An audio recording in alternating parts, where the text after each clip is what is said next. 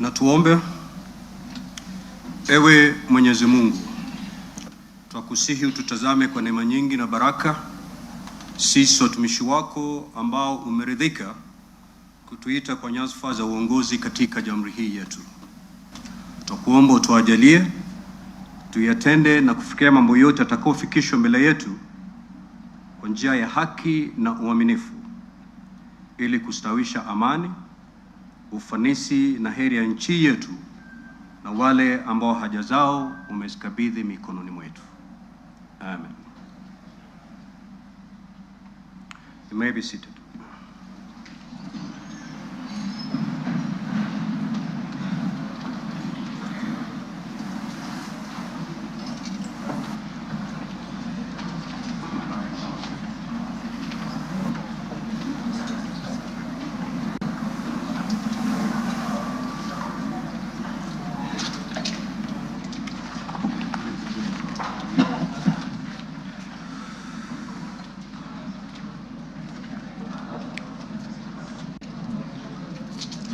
Order, Honorable Senators. Your Excellency, the Honorable Dr. William Samoei Ruto, CJH, President of the Republic of Kenya and Commander-in-Chief of the Defense Forces, the Right Honorable Dr. Moses Wetangula, EGH, MP, Speaker of the National Assembly, Honorable Members of Parliament, Article 132(1)(b) of the Constitution provides that the President shall address a special sitting of Parliament once every year and may address Parliament at any other time. Article 132(1)(c) of the Constitution further provides that the President shall, among others, once every year report in an address to the nation all the measures taken and the progress made or achieved in the realization of the national values referred to in Article 10 of the Constitution.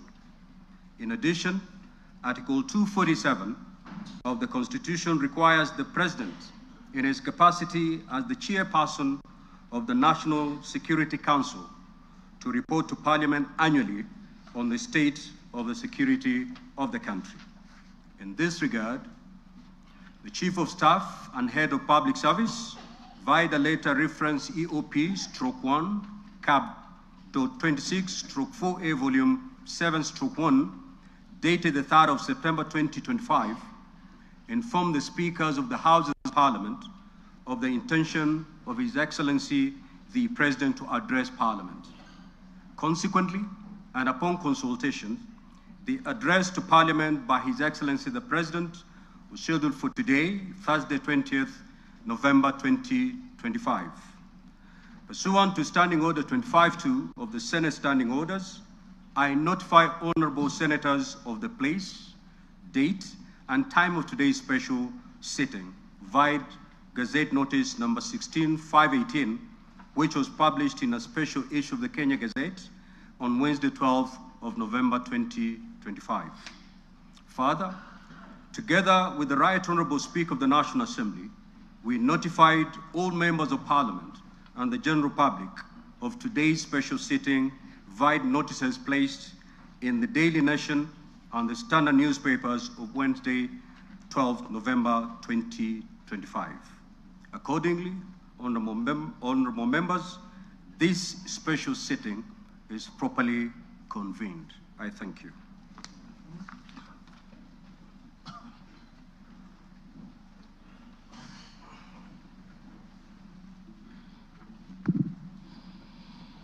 Your Excellency, Honorable Dr. William Samoei Ruto, CGH, President of the Republic of Kenya and Commander-in-Chief of the Kenya Defense Forces, the Right Honorable Amason Kingi, EGH MP, Honorable Speaker of the Senate, Honorable Members of Parliament, members of the Diplomatic Corps, distinguished guests, ladies and gentlemen. Article 1321(b) of the Constitution requires the President to address the nation once every year and at any other time. Further, Article 1321(c) of the Constitution requires the President to, once every year, report in an address to the nation on measures taken and progress achieved in the realization of our national values. Additionally, Article 1321C3 of the Constitution provides that the President shall submit a report for debate to the National Assembly on the progress made in fulfilling the international obligations of the Republic. In this regard, honorable members, by way of a message to the House, His Excellency the President conveyed his desire to address a special sitting of the Houses of Parliament today, 20th November 2025. Therefore, pursuant to the provisions of Standing Order 22 of the National Assembly Standing Orders, by Gazette Notice number 1651, which was published in the Kenya Gazette on 12th November 2025, and indeed as also notified to all members and the general public by way of newspaper notification published on 12th November 2025, I gave notice of this special sitting of Parliament to the members of the National Assembly. Accordingly, honorable members, this special sitting is properly convened. Your Excellency, honorable members, distinguished guests, ladies and gentlemen, it is the custom of Parliament to recognize invited guests seated in our galleries. I therefore wish to recognize the following guests who are seated in the Speaker's row. Her Excellency Rachel Ruto, First Lady of the Republic of Kenya, and other members of the First Family. His Excellency, the Honorable Professor Kithure Kindiki, EGH, the Deputy President of the Republic of Kenya. The Honorable Musalia Mudavadi, EGH, the Prime Cabinet Secretary, and Cabinet Secretary, Minister of Foreign Affairs and Diaspora Affairs. Your Excellency, honorable members, also present this afternoon is the Chief Justice and President of the Supreme Court, Honorable Lady Justice Martha Koome, EGH.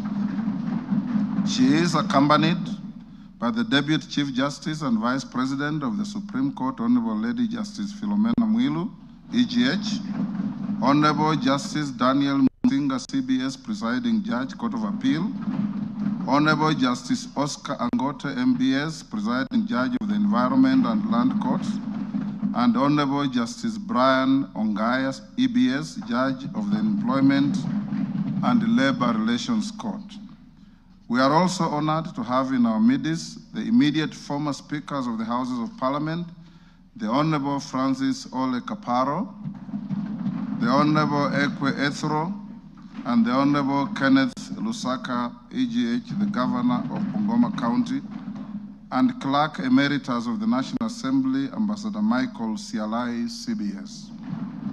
Also in the gallery, we have the Chairperson of the Council of Governors, who is also the Governor of Wajir County, the Honorable Ahmed Abdullahi, and the Honorable Johnson Sakaja, Governor of Nairobi City County. May I also accord special recognition to all Cabinet Secretaries present and particularly acknowledge 5 of them who are former ranking members of the Houses of Parliament, namely Honorable Aden Duale, EGH, former leader of the majority party in the National Assembly, Honorable Kipchumba Murkomen, EGH, former Senate Majority Leader, Honorable John Badi, EGH, and Honorable Opio Wandai, EGH, both former leaders of the minority party in the National Assembly, and the Honorable Alice Wahome, EGH. If Honorable Mutai Kagwe is present, he's also a former member of the House, I acknowledge him. I also acknowledge Principal Secretaries and members of the Diplomatic Corps, heads of constitutional commissions, and independent offices and state corporations present. You are all welcome to Parliament. Your Excellency, I wish to make a special welcome to Parliament and mention the Chief of the Kenya Defense Forces, General Daniel Kahariri, and the respective service commanders, the Inspector General of Police, and other leaders of our disciplined forces who are seated at the Speaker's row. Parliament deeply appreciates your outstanding contribution to the national defense, security, and distinguished service to our nation. To all invited guests, we say, Karibu Bunge. Your Excellency, honorable members, distinguished guests, ladies and gentlemen, I wish to draw your attention to the officer standing to the right of the chamber in green.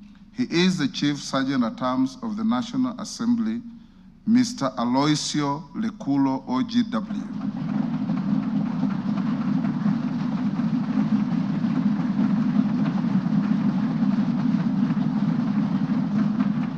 Your Excellency, this special mention of this gallant son of Kenya is for the reason that he comes from the smallest community in our nation, the El Molo community. A community which, according to our last census, numbers just about 500. He has risen through the ranks as a high school teacher, as a DO, and competitively employed in Parliament in the year 2006 in the Sergeant's office, rising to become the Chief Sergeant at Arms. Today is his last day on duty, having served diligently in public service.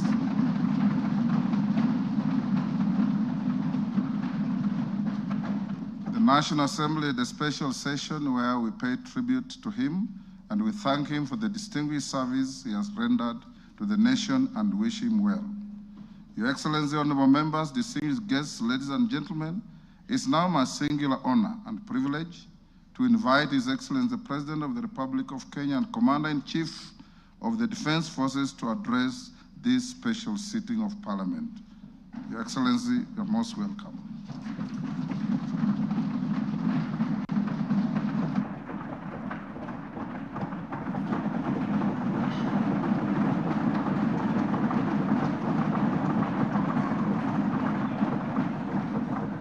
Thank you very much.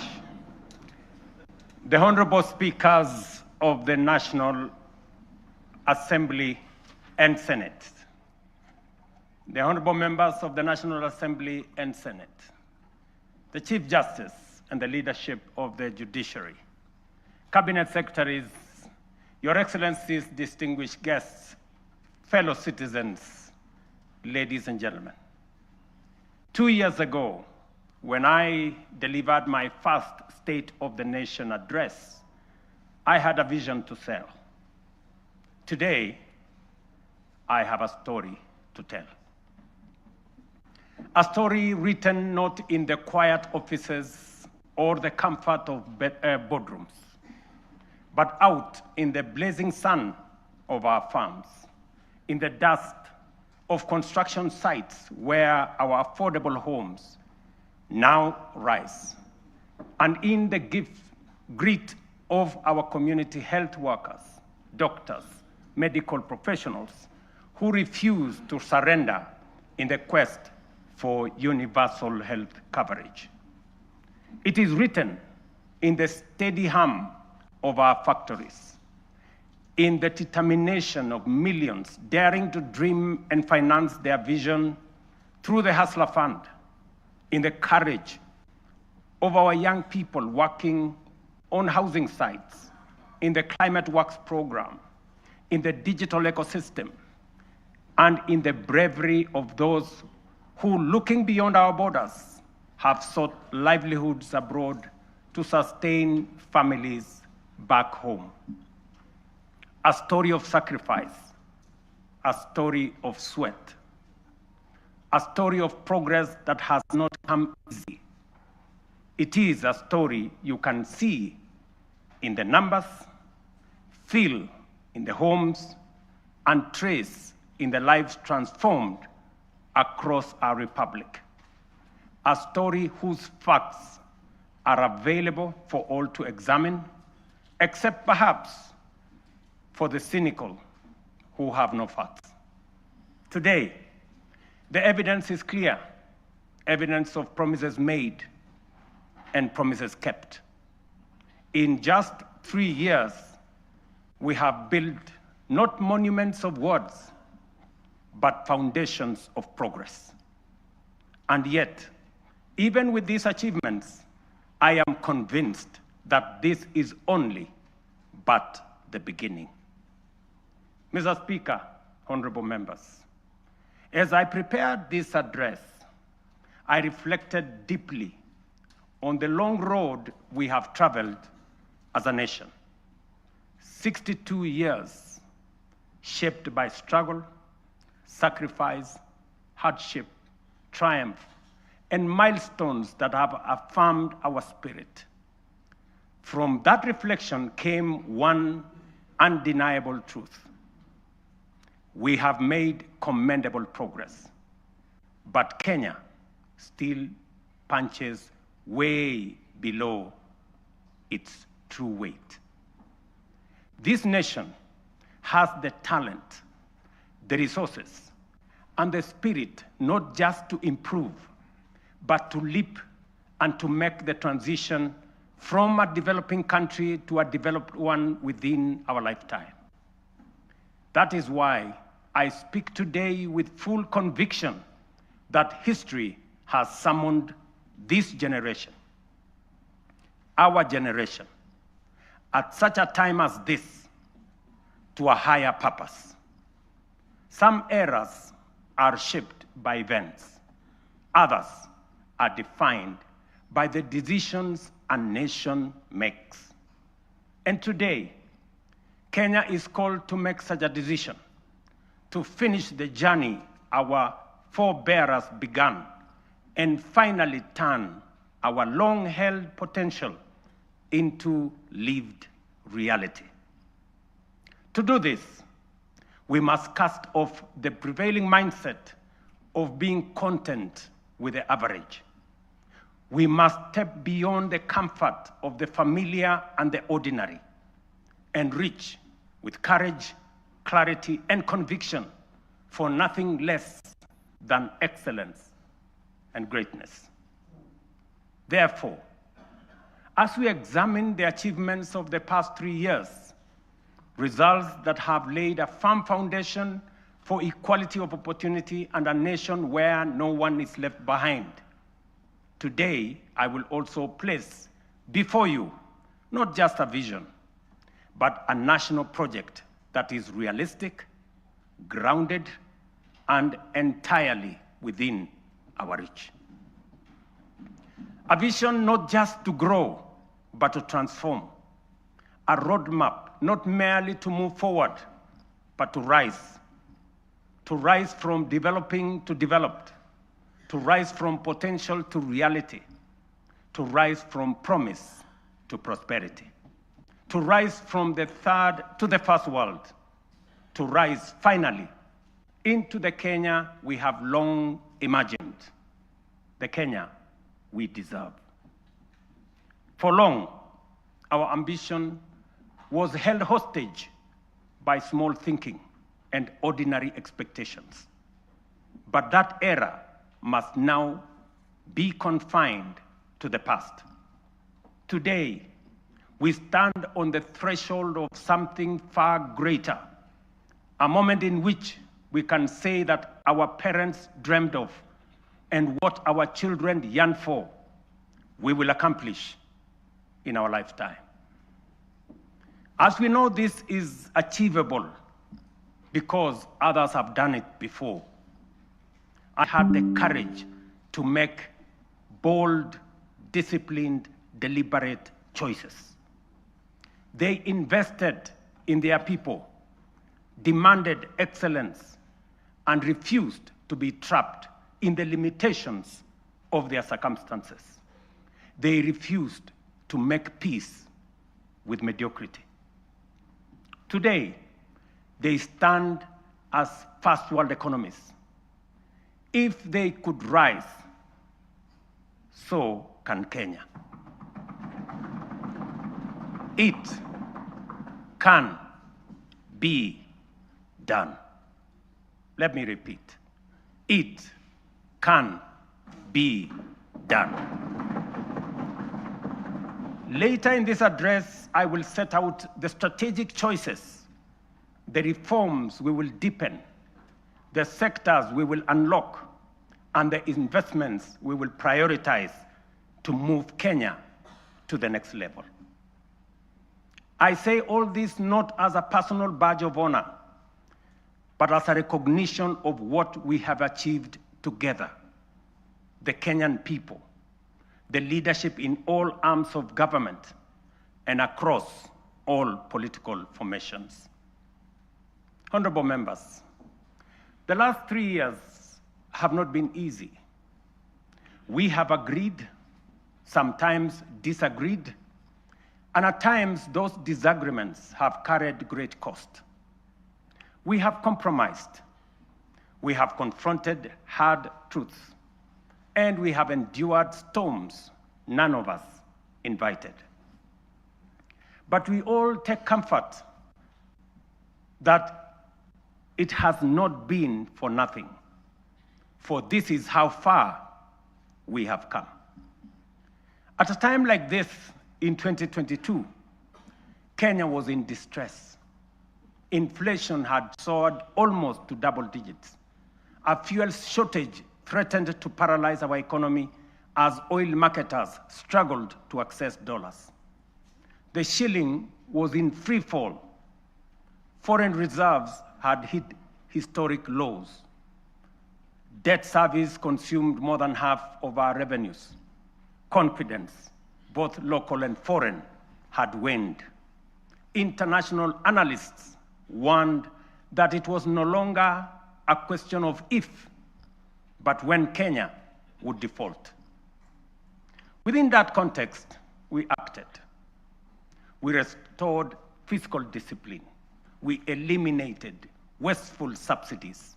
We rationalized public expenditure. We strengthened revenue collection and placed our economy on a path of recovery and sustainability.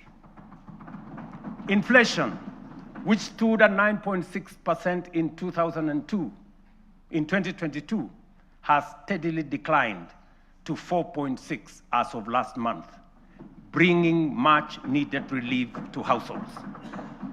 The shilling, once in perilous downward spiral, has stabilized at 129 to the dollar for nearly 2 years, a direct consequence of prudent monetary policy and disciplined fiscal management.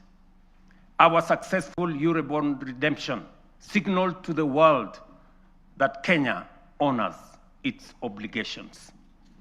3 years ago, Kenya was ranked the 8th largest economy in Africa with a GDP of 115 billion US dollars. Today, our GDP has increased to $136 billion, moving us up to become the 6th largest economy on the continent, according to IMF. This steep rise, ladies and gentlemen, is not accidental. It is the product of deliberate choices, disciplined execution, and strategic reforms that have strengthened our economy and unlocked its potential. Our foreign reserves have surpassed US dollars 12 billion, the highest in independent Kenya. This has restored certainty, cushioned our economy from external shocks, and restored investor confidence. International markets have taken note. Just this week, 14 of the world's leading financial institutions, including Citigroup, JP Morgan, Standard Chartered, and Goldman Sachs, projected that Kenya's economy will expand by between 5 and 5.8% in 2026. This confidence is anchored in solid fundamentals: lower credit costs, rising exports, improved household spending driven by low inflation, and a broadly stable macroeconomic environment. Standard & Poor's has upgraded Kenya's sovereign credit rating from B- to a firm B, our first upward revision in many years, signaling renewed international confidence. This upgrade lowers our risk profile, attracts more investment, and reduces borrowing costs for both government and the private sector. Fellow citizens, our foreign direct investment has more than tripled from US dollars 463, or about 60 billion shillings in 2021, to US dollars 1.5 billion, almost 195 billion Kenya shillings in 2024. In the last 36 months, over 300 new businesses, including 500 foreign companies, have registered and set up shop in Kenya, reflecting renewed confidence and improved ease of doing business. The Nairobi Securities Exchange has recorded a powerful resurgence, now recognized as one of the best performing emerging markets globally. Since January 2025, investor wealth has grown by over 1 trillion shillings, driven by a broad share price rally that has reestablished the Nairobi Securities Exchange as a premier asset class. The NSE is on track for its strongest performance in over a decade, building on last year's remarkable gains. This renewed vibrancy is a clear vote of confidence in Kenya's direction and in the reforms we have undertaken. In short, Mr. Speaker, honorable members, the world's most respected economic assessors and market sentiment are affirming that what we already know, that our economy is strengthening, our prospects are brightening, and confidence in Kenya is rising. Our critics, the high priests of eternal pessimism, who criticize without responsibility and tear down without offering alternatives, will want you to believe that our economy is going in the wrong direction. But while everyone may speak their mind, and that is the beauty of our democracy, no one is entitled to manufacture self-serving falsehoods and traffic them as facts. And facts are exactly what I present here today: clear, verifiable, and indisputable. Mr. Speaker, one of the greatest contributors to the high cost of living is the cost of food. Kenyans in 2022 marched with empty sufurias, a stark symbol of frustration and unbearable cost of basic commodities. From the very outset, we made an intentional and strategic decision to subsidize production and not consumption. We understood that lasting relief would not come from temporary subsidies and price controls, but from strengthening the foundations of agricultural production. We also recognized that agriculture is not merely another sector of our economy. It is the lifeline of our nation. If we were to secure households, stabilize prices, create jobs, expand industry, and spur exports, agriculture had to be the fulcrum of our transformational agenda. To organize the sector and improve service delivery, we launched an integrated digital platform to register farmers. In 2022, fewer than 300,000 farmers were on record. Today, over 7.1 million farmers are registered on the Kenya Integrated Agricultural Management Information System, giving us visibility to design scientific targeted interventions and eliminate extortionists, getaway brokers, and drive out cartels and middlemen. This has enabled us to implement the fertilizer subsidy program at scale. To date, over 21 million bags of affordable fertilizer have been distributed, reducing the price by nearly 2/3 and saving farmers Kenya shillings 105 billion so far. This year alone, we delivered 7 million bags of fertilizer and 35 million kilos of certified seed. And next year in 2026, we plan to distribute 12.5 million bags across all the 1,450 wards, ensuring every farmer has access to affordable inputs. The impact has been phenomenal. Productivity in all our agricultural sectors has gone up.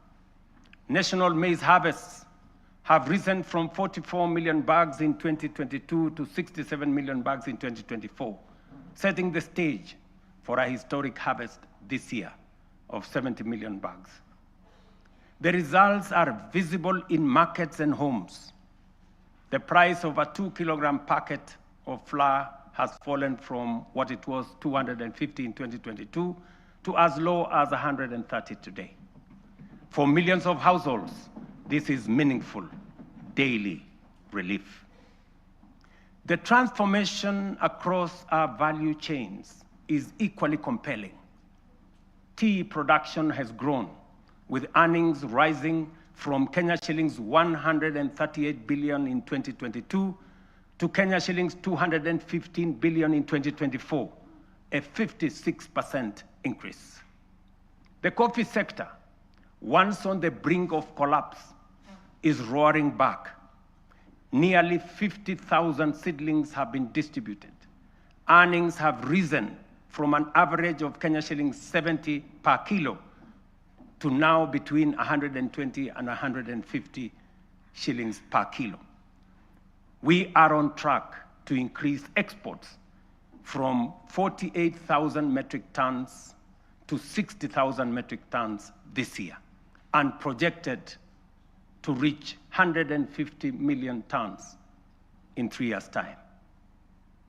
Edible oils acreage under production expanded by 90% between 2022 and April 2025, cutting the edible oil import bill by 17 billion in 1 year. By 2027, we aim to halve this bill, saving Kenya nearly 60 billion in foreign exchange. Cotton production has nearly tripled. Cashew nut yields have grown following the distribution of 900,000 seedlings, and so has coconut output after the provision of 1 million seedlings. The sugar sector, long troubled, is now stabilizing. Area under cane is up by 200,000 acres. Production has surged 76% to over 815,000 metric tons. Imports are down 70%. To secure this process, we have leased Nzoia, Mohoroni, Soni, and Chemelil factories to competent private sector operators. Our livestock value chain is rising. Leather exports are up 56% to Kenya shillings 2.5 billion. Local shoe production now exceeds 11 million pairs, and meat exports have grown 45% to 12.5 billion. In dairy, milk production has surged to 5.3 billion liters, while exports have nearly doubled to 9.4 billion.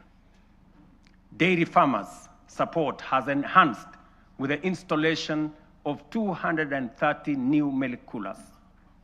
Nearly 8 million animals have been vaccinated, and Kevevapi has produced a record 94 million vaccine doses, which are used locally and also exported to our neighbors in the region. We have reduced the cost of semen from 8,000 shillings per dose to 1,000 for our dairy farmers. The outcome of these reforms is unmistakable. We have enhanced food security, raised farmer incomes, driven agro-industrialization, and expanded Kenya's export footprint. This is the transformation we promised, now unfolding across our nation, fulfilling the national values and principles of governance, particularly sustainable development, as required under Article 10 of our Constitution. It is in accordance with this constitutional duty that I report to this House today. Mr. Speaker, honorable members, let me now turn to healthcare, the foundation of human dignity and the heartbeat of every nation that chooses compassion over neglect. Over the last 3 years, we have undertaken the most ambitious transformation of health systems since independence. Reforms rooted in equity, powered by innovation, and guided by a simple conviction that every Kenyan, wherever they live and whatever their means, deserves equal care.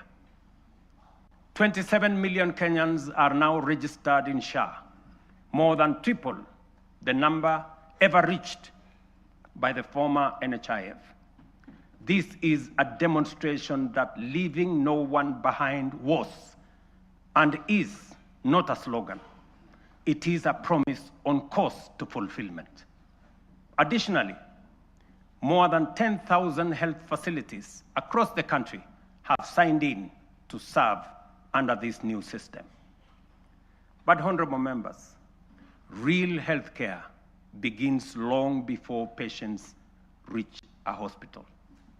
That is why in September 2023, we deployed 107,000 community health promoters, the largest primary health workforce in our history, trained, equipped, and present in every ward in all our 47 counties. Their impact has been extraordinary. Consider 3 statistics. 8.9 million households have so far been visited. 9.9 million diabetes screenings have been done with 134,000 cases diagnosed. 6.5 million hypertension screenings have been conducted with 305,000 cases confirmed. Millions of lives have been touched and thousands saved. This is what equity looks like. This is the meaning of universal health care. This is leaving no Kenyan behind indeed. Behind these numbers stand the community health promoters, quiet, devoted, tireless, heroes of this new era. Today, we honor them. We thank them. To them, we say Kenya is healthier because of you. Mr. Speaker, when I promised that those unable to pay would be supported by government under UHC, the cynics scoffed as usual. Today, we are paying premiums for 2.3 million vulnerable Kenyans, including orphans, widows, the elderly, and those without income, because for them, healthcare is not a privilege. And I must commend members of this august House who have stepped in to support vulnerable families in this gesture. We are also modernizing hospital equipment through the National Equipment Service Project, replacing the old MES model that burdened counties with heavy upfront costs. Under the new fee-for-service system, private partners install, maintain, and run state-of-the-art equipment, and public facilities pay only when they use them. We have overhauled KEMSA to end the chronic crisis of drug shortages, raising medicine availability from 48% to 68%, and to a projected 90% by the end of this year and 100% by March next year. This is more than healthcare reform. It is a long-deferred promise, finally taking shape.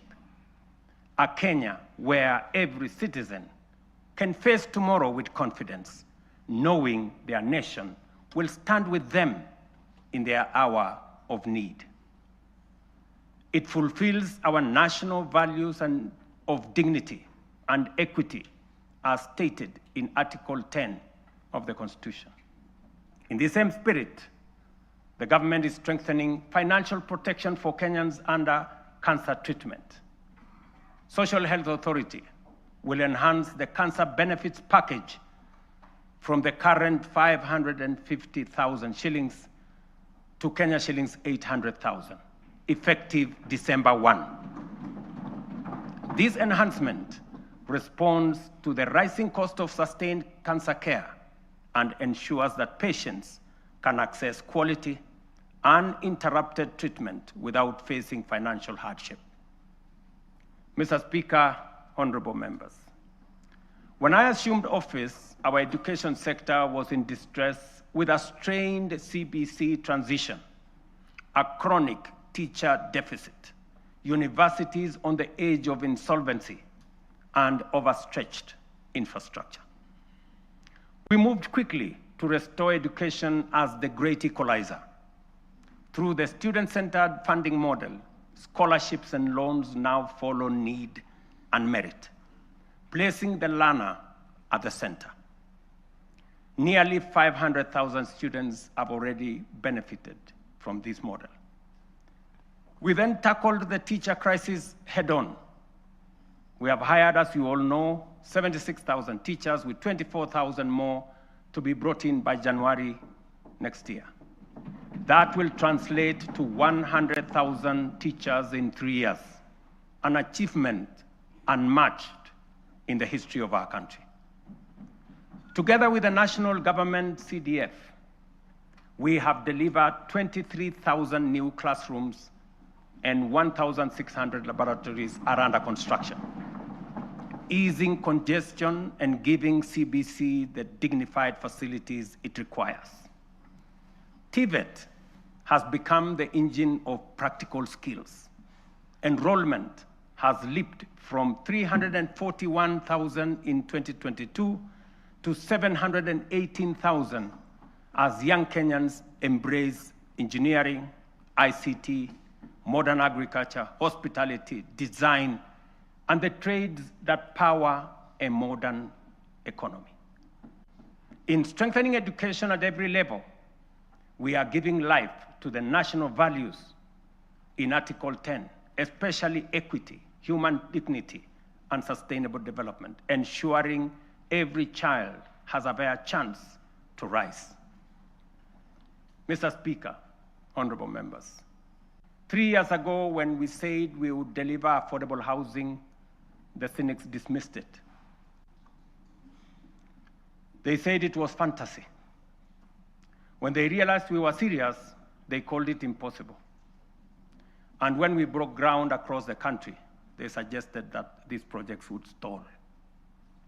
Today, those doubts have given way to a very different question from Kenyans everywhere. How do I own one of these units? That is now the question. Across the country, we are delivering the most extensive housing rollout in Kenya's history. 230,000 affordable homes. And we meet student needs. 178,000 beds have been packaged for universities, TVETs, KMTCs, with 74,000 already under construction, transforming a sector where fewer than 10% once had decent accommodation.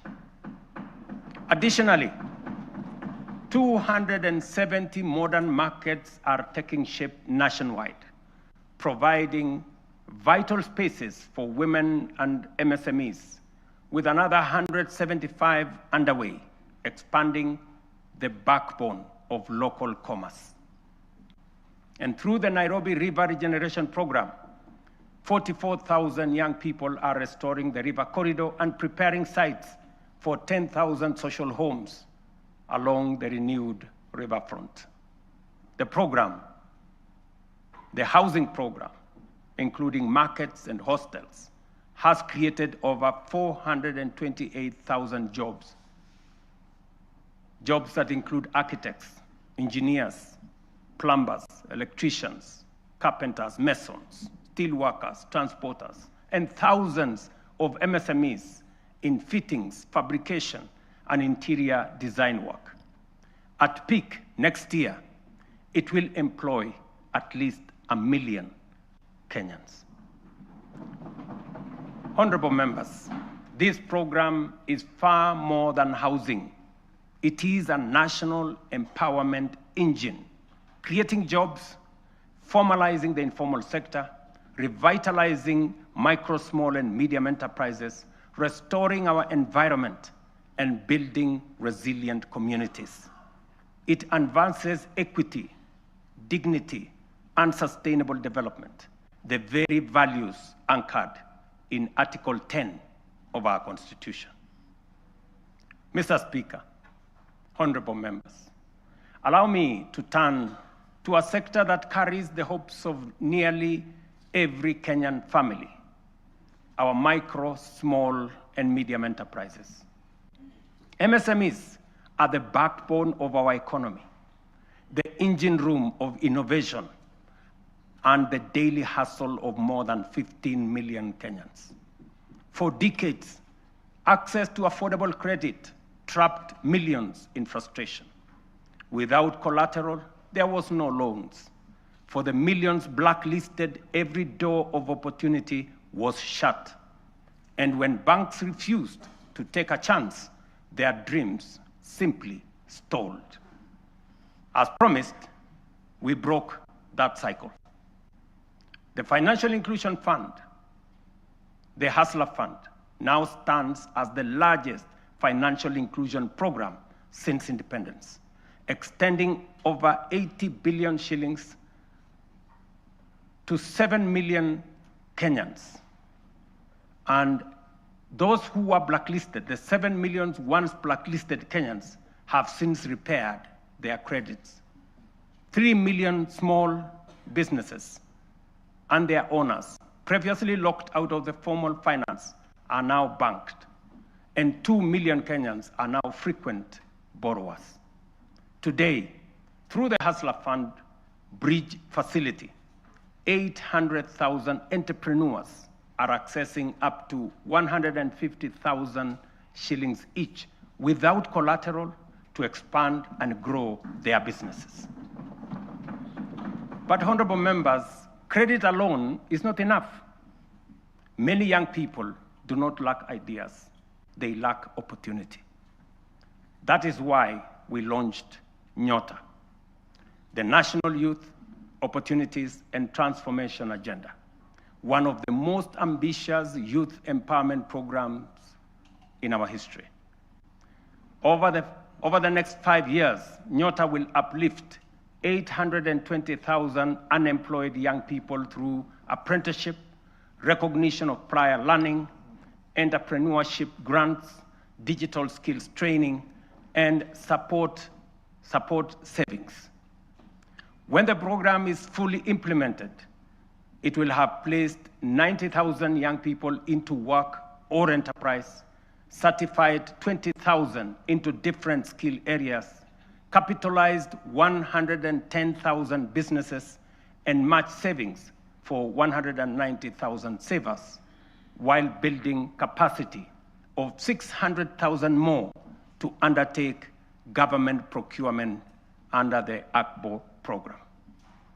Ladies and gentlemen, over the past 3 years, our digital transformation agenda has become one of the most powerful engines of renewal. A quiet revolution changing how Kenyans live, how they work, learn, or do business. We have expanded the fiber optic by 24,000 kilometers and moved from 0 public Wi-Fi hotspots in 2022 to nearly 1,500 today, connecting communities once left behind. We have set up 300 digital innovation hubs with 400 in the pipeline, gateways where ideas grow and enterprises begin. At the heart of this shift is digital government. From less than 400 services on eCitizen to 22,500, we have delivered one of the fastest digital migration in the world. Access is easier, efficiency higher, leakages sealed, and corruption pushed out. And as our young people are driving it, nearly 2 million have been trained in digital skills, and 300,000 now earn a living online through Ajira, Jitume, and our expanding business process outsourcing sector. Mr. Speaker, having set out the work of the last 3 years, it would be easy, almost comfortable, to pause, congratulate ourselves, and settle into the warmth of modest progress. But comfort is how nations stall. It is how Kenya once slowed while the Asian tigers raced ahead. We cannot allow that. We will not allow that. And we must not allow it. Because this moment demands more of us. More courage, more ambition, and a refusal to settle for the ordinary. As I said earlier, we often speak of the Asian tigers with a reference that makes their rise seem like a miracle from a distant world. We marvel at how they journeyed from poverty to industrial powerhouses, from aid recipients to exporters of world-class goods. And we ask, what secret advantage did they have? History answers us plainly. They had none. Their rise was not magic. It was intentional and crafted through leadership, discipline, strategic investment, and uncompromising rejection of mediocrity. Their stories begin in ruins. The example of post-war Japan, with barely 2,000 kilometers of paved road, and South Korea, whose GDP per capita was nearly identical to Kenya's at independence. Today, Japan commands over 1.1 million kilometers of paved roads, while Kenya has 22,000, 62 years after independence. South Korea's GDP per capita now exceeds $36,000 compared to our own $2,200. These comparisons are not meant to indict us, but to demonstrate what becomes possible when a nation chooses ambition over resignation. From their journeys, clear lessons emerge. These nations set aside small dreams and integrated boldly with global markets. They built first world infrastructure in what was third world environments. They invested obsessively in their people, the engineers, scientists, innovators, and technicians who powered their ascent.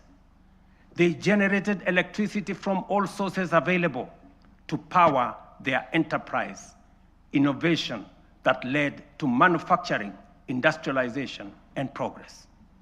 They simplified investment through institutional reforms that allowed capital, technology, and talent to progress without friction. They prioritized production by planning their industries long before those industries emerged. Critically, they nurtured ecosystems of relentless innovation, giving rise to global giants like Samsung, Hyundai, Toyota, and Sony, companies that began modestly and grew to define modern history. The task before us, therefore, is unmistakably clear. If Kenya is to grow at scale, we must raise our ambition. It is for this reason, Mr. Speaker and honorable members, that under my leadership, we are raising the bar of national ambition. And that is why I am today submitting a roadmap to take Kenya to the next level.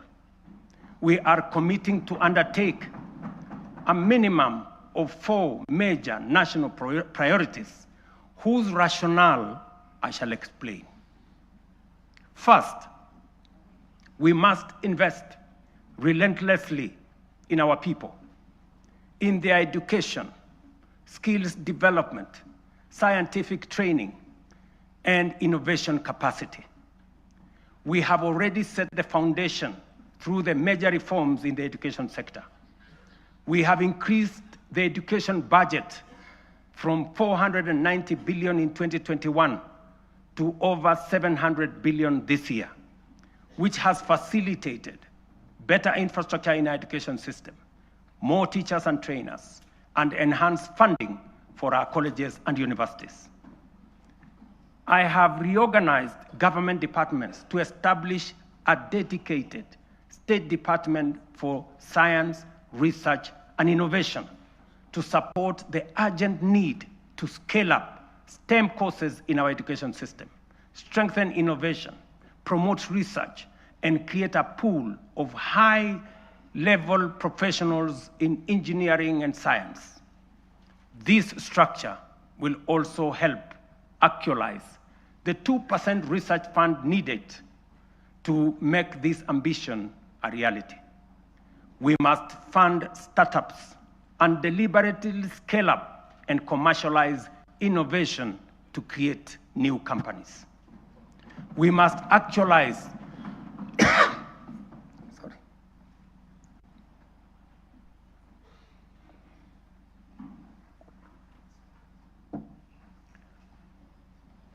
We must actualize the National Research Fund, moving from the current 0.8% of GDP to 2% of GDP. This leaves us with a shortfall today of 180 billion. Progressively, we should grow the fund to 1 trillion over the next 10 years. We will mobilize domestic public resources, private investment, venture capital, and other private sector financing to drive this effort, because no nation rises above the abilities of its citizens. Let me repeat that. Gentlemen and ladies, no nation rises above the abilities of its citizens.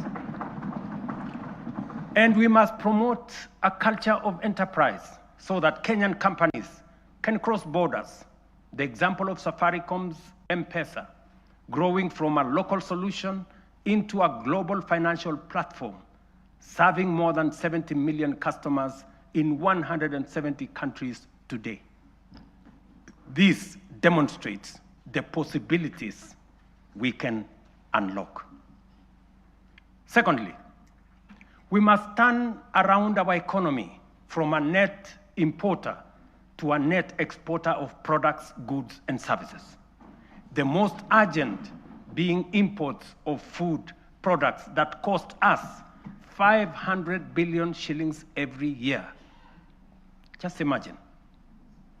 We are importing maize, wheat, rice, edible oil, to Kenya at a cost of 500 billion shillings every year. As I mentioned earlier, we have already made interventions to reduce imports of maize, sugar, edible oils, rice, wheat, but our efforts are undermined by the natural limits of rain-fed agriculture. We can no longer allow the clouds to determine whether our people eat or not. We are able to produce enough for domestic consumption and exports.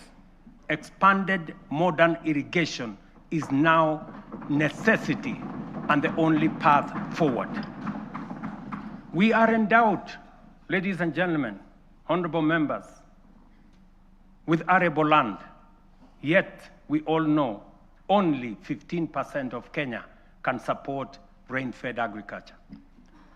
And this limited area is what we have relied on to feed the entire nation. While 85% of Kenya does not receive sufficient rainfall, if we harvested and stored rainwater, we can bring vast arable lands in these arid and semi-arid regions into productive use. With the dams, we can transform our arid and semi-arid areas into hubs of agricultural production, even in the absence of rainfall. We must never give up on the potential of these regions simply because they receive little rain. And we must never confuse the lack of rain with the lack of water. This is why we must build at least 50 mega dams nationwide, alongside 200 additional medium and small dams and thousands of micro dams to collect and store water, not only to secure our food supply, but to bring at least 2.5 million additional acres under irrigation within the next 5 to 7 years. Therefore, the commitment to harvest and store water is not simply about food and water security. It is a strategic, nation-shaping investment, one that underpins our aspiration to be a net exporter of agricultural products, underpins economic independence, rural prosperity, and sustainable development. The Ministry of Water and Sanitation and Irrigation, alongside all relevant agencies, have already mapped out precise locations of these dams. These projects span the breadth of our republic. Sorry. From the High Grand Falls, a mega dam on River Dawa in Mandera, Isiolo, Basalinga Dam, Yata in Machakos, Singli Canal in Garissa, Soin Koru in Kisumu, Rumuruti in Laikipia, Thochi in Embu and Tharaka, Lowat in Turkana, Mahoya Dam, straddling Nyeri and Kirinyaga, Narosra in Narok, Aror in Elgeyo Marakwet. Others include Ndarugu in Kiambu, Kokwanyo in Homa Bay, Rare in Kilifi, Tongaren in Bungoma, and many more strategic sites nationwide.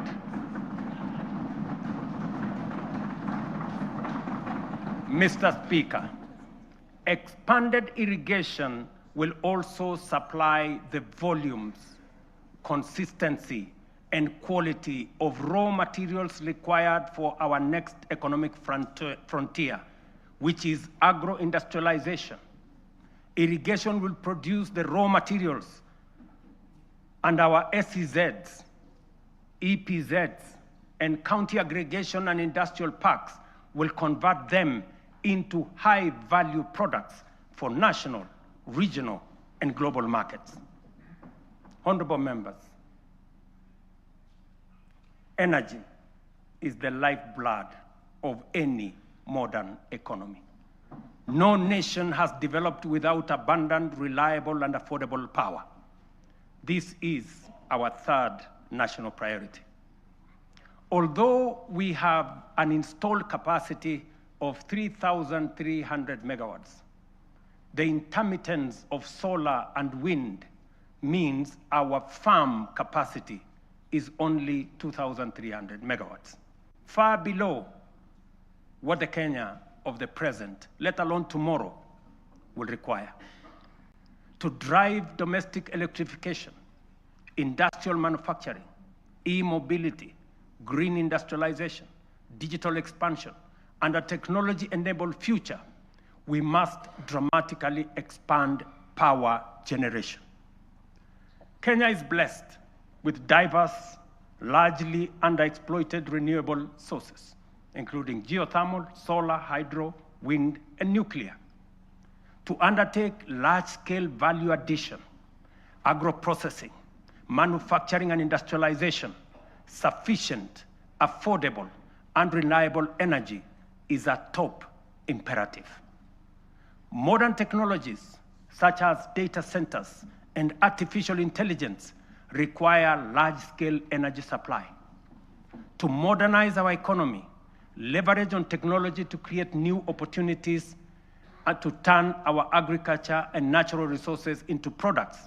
Manufacturing and industrialization consume many megawatts of energy. As a result, we have to generate an additional 10,000 megawatts in the next 7 years so as to move our country to the next level and undertake the transition necessary for our growth. Our fourth national priority is transport and logistics.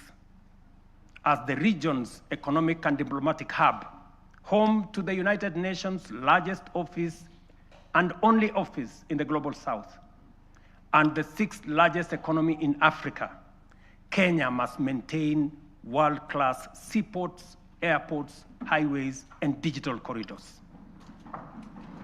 Efficient transport and logistics are the backbone of our competitiveness.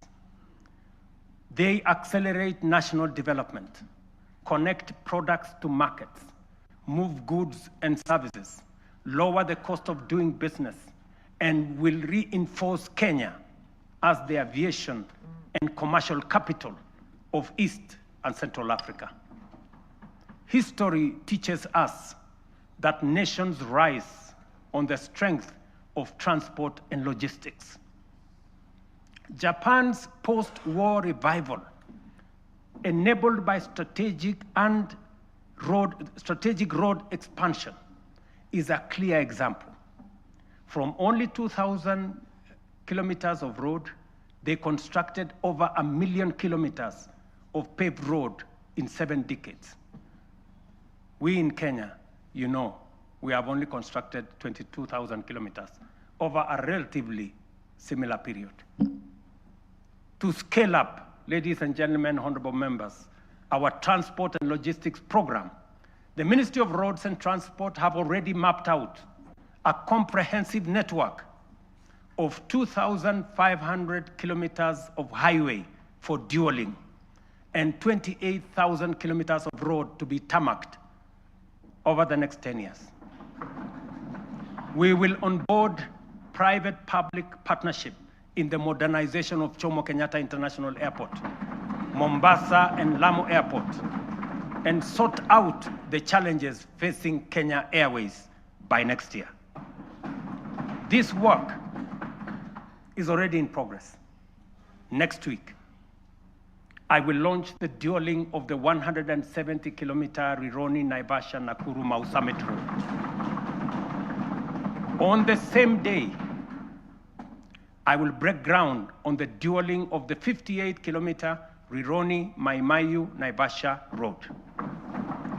The gridlock that paralyzes these roads every day, especially on weekends and holidays, will soon, by God's grace, be a thing of the past.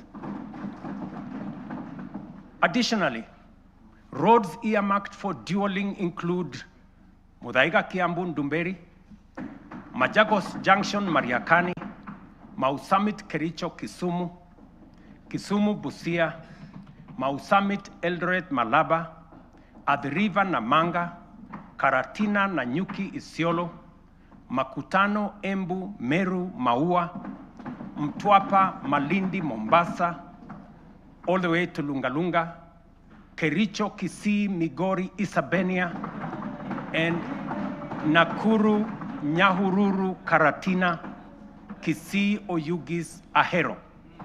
The northern bypass, James Gishuru Roads, Bomas Karen Gong, and Bomas Ongata Rongai Kiserian, including Gong Isinya and Naivasha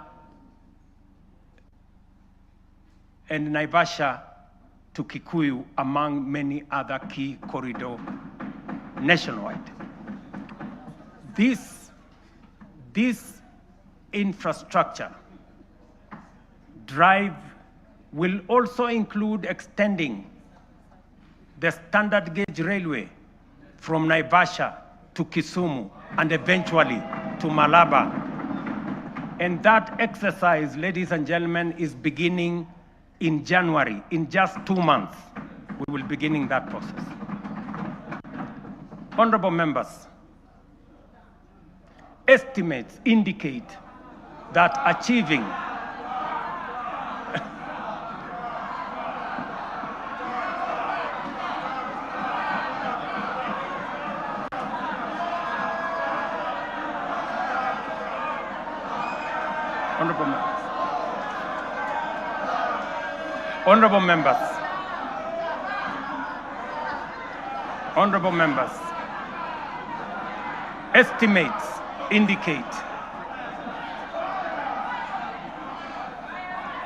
Honorable members,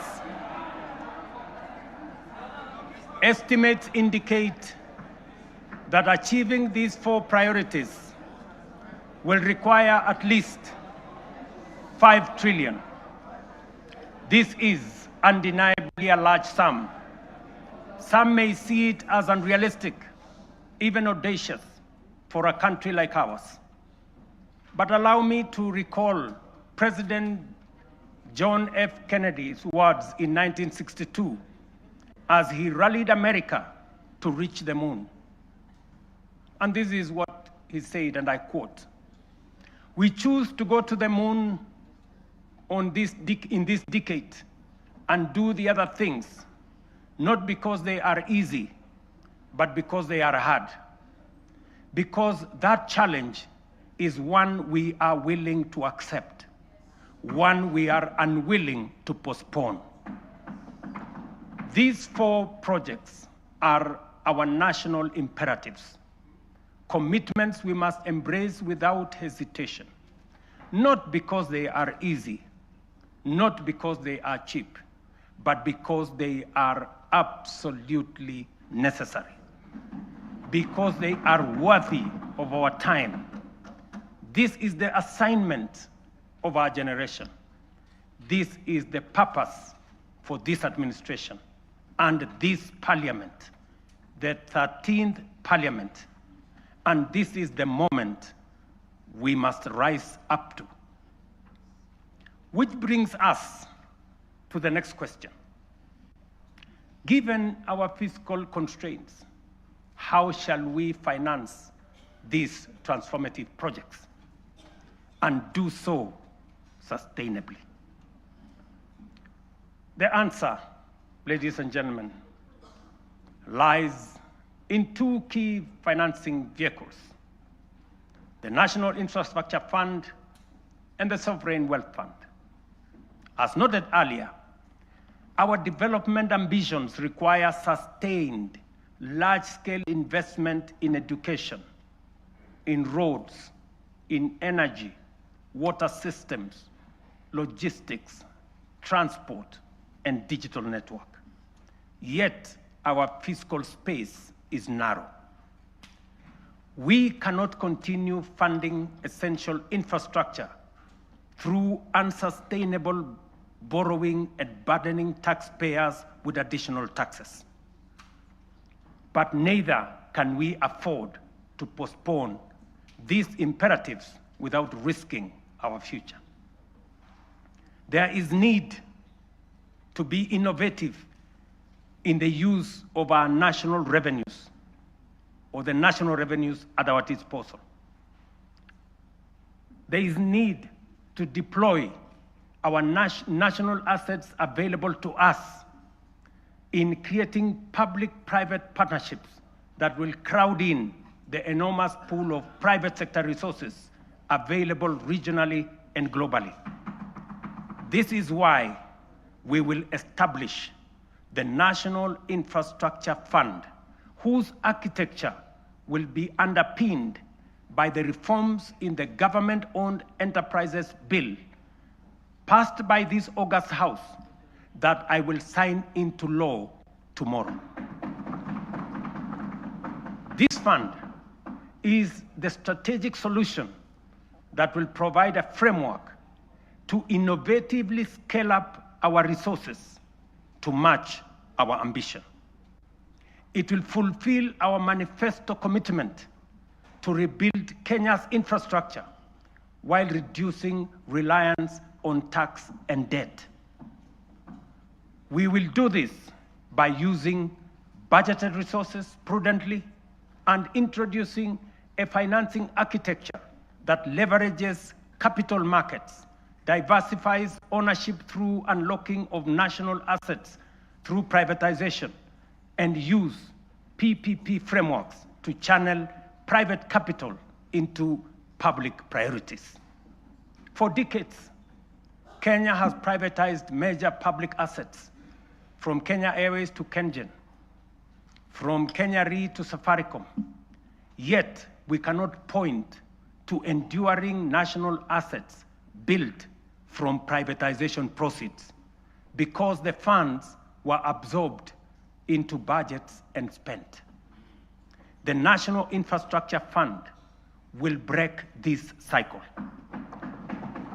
All proceeds from privatization will be ring-fenced, preserved, and reinvested into new infrastructure and wealth-creating assets.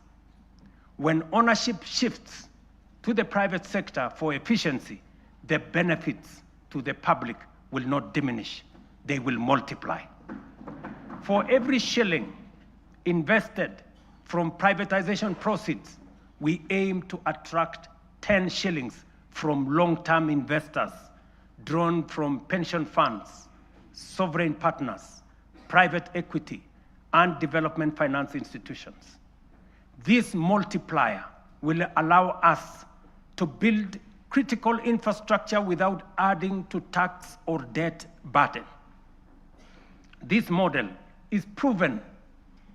Australia's Future Fund, Singapore's Temasek, and UAE's Mubadala demonstrate that commercially run public investment funds can grow national wealth and deliver transformative infrastructure. The National Infrastructure Fund is therefore more than a financing tool. It is a generational strategy, preserving value, mobilizing capital, accelerating delivery, and ensuring Kenya becomes stronger, wealthier, and more competitive. Ladies and gentlemen, honorable members, our Constitution under Article 201C stipulates that the burdens and benefits of the use of resources and public borrowing shall be shared equitably between present and future generations. In essence, when we use natural resources or borrow, we must ensure future generations are not left poorer. That is why, alongside the National Infrastructure Fund, we will establish the Sovereign Wealth Fund to give full effect to the constitutional principle of intergenerational equity. A portion of all royalties from natural resources and a portion of proceeds from privatization of national assets will be invested in the fund. This fund will rest on 3 pillars.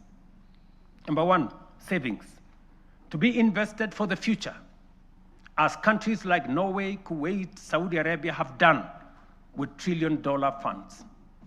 Number 2, stabilization, a buffer against global shocks, including commodity volatilities, pandemics, and geopolitical disruptions to ensure fiscal stability. And number 3, infrastructure.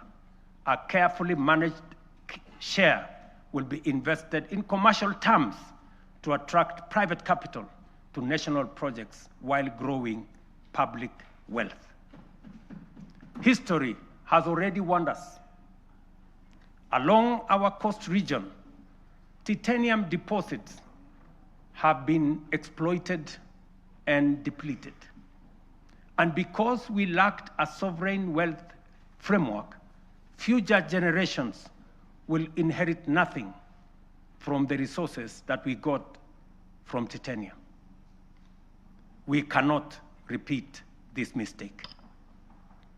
Mr. Speaker, honorable members, that is the scale of our national ambition. This is the blueprint for financing it prudently and responsibly. To shape this vision I have engaged sincerely with leaders across the political spectrum. I've engaged many members of parliament, many governors, community leaders, and with Kenyans from all walks of life. I discussed this vision with the late Right Honorable Raila Amolo Odinga in the presence of Professor Anyang' Nyong'o, who reminded me that no nation has industrialized without roads, energy, and food security. I have engaged former President Uhuru Kenyatta, who emphasized the necessity of scaling up infrastructure investments. Honorable members, allow me to express profound gratitude to the 13th Parliament for your outstanding contribution, your foresight, your consistency, focus, and commitment on what is good for Kenya.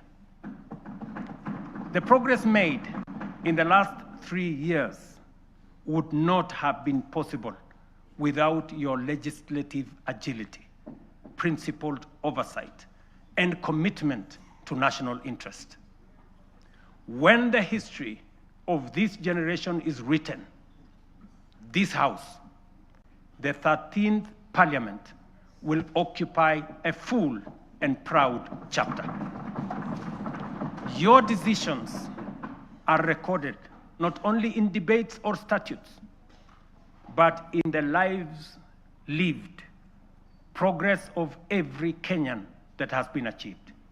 For this, I extend my deepest gratitude and appreciation. I also extend heartfelt thanks to hard-working Kenyans who have diligently fulfilled their civic duty to the nation, giving life to the constitutional values of equity, social justice, and sustainable development. You Kenyans have shouldered the weight of nation building. Future generations will feel the impact of your sacrifice, and they will honor you as the generation that helped change the trajectory of our republic. As I conclude, I reiterate that those of us in leadership must bear in mind one critical lesson. Leaders are not ultimately judged by the vision they carry, or the statements they make, or the mantra they repeat.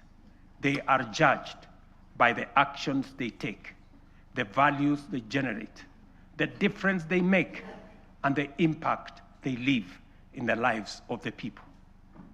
Mr. Speaker, honorable members, let history record that this generation refused to be timid, that we chose ambition over fear, action over excuses, and progress over false comfort of low expectation. Let it be said that when Kenya stood at crossroads, we reached for the higher path. The work ahead is formidable, but so is the Kenyan spirit. This is our moment to lift Kenya to the next frontier.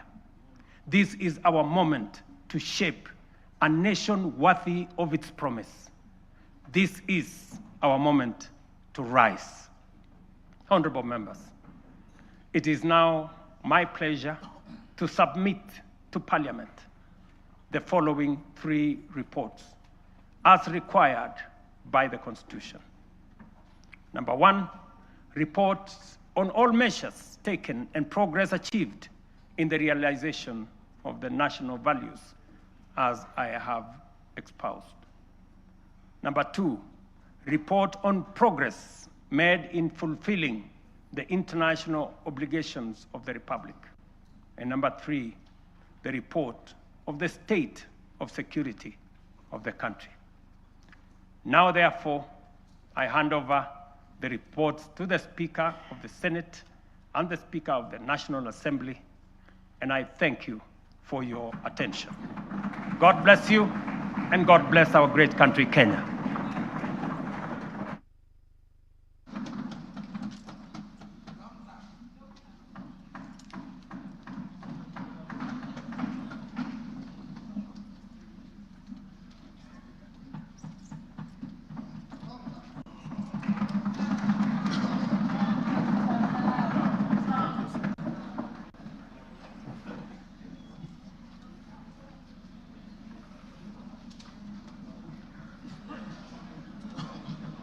Honorable members, let us be upstanding.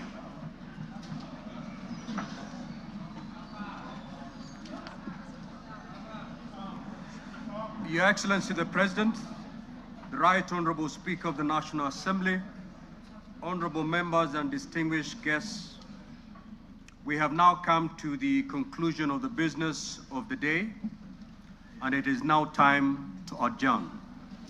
The Senate stands adjourned until Tuesday, the 25th of November, 2025 at 2:30 p.m. in the Senate chamber. Thank you. Your Excellency the President, Right Honorable Speaker of the Senate, honorable members of the National Assembly, the National Assembly now stands adjourned until Tuesday, 25th November 2025 at 2:30 p.m. May I take this opportunity to invite all honorable members and our guests to a reception at the Parliament courtyard. May I also request all honorable members and our guests to remain standing in your places until the procession of His Excellency the President and the speakers leave the chamber. I thank you.